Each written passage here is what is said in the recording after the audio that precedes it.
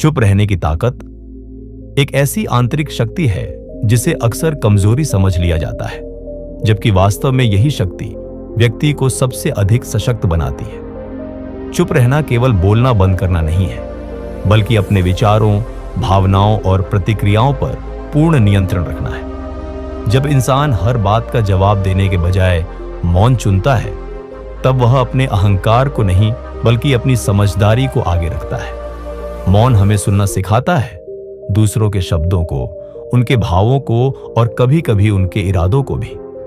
बोलने में हम अपनी ऊर्जा बाहर खर्च करते हैं, लेकिन चुप रहने में वही ऊर्जा भीतर संचित होती है और सोच को गहराई देती है।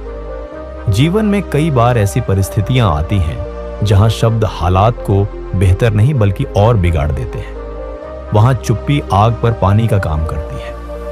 मौन व्यक्ति को धैर्य सिखाता है और धैर्य ही बुद्धि की जड़ है। जो व्यक्ति हर उकसावे पर प्रतिक्रिया नहीं देता, वही वास्तव में मानसिक रूप से मजबूत होता है। चुप रहने वाला इंसान अपनी भावनाओं का गुलाम नहीं बनता, बल्कि उनका स्वामी बनता है। मौन आत्मनिरीक्षण का द्वार खोलता है, जहां इंसान अपने भीतर झांककर अपनी गलतियों, कमजोरियों और संभावनाओं को पहचानता है। रिश्तों में भी चुप रहने की ताकत बहुत गहरी होती है। हर बहस जीतने से रिश्ते नहीं बचते। कई बार समय पर चुप रह जाना रिश्तों को टूटने से बचा लेता है। मौन सम्मान पैदा करता है, क्योंकि जो कम बोलता है उसकी बातों का वजन अधिक होता है।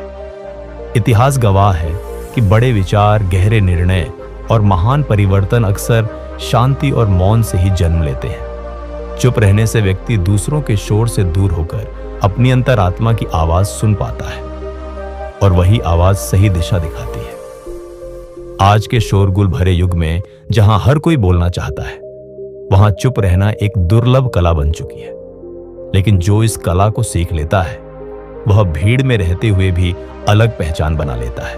मौन हमें सिखाता है कि हर सच को तुरंत कहना जरूरी नहीं और हर लड़ाई लड़ना आवश्यक नहीं। कुछ जीतें बिना लड़े भी हासिल की जाती है।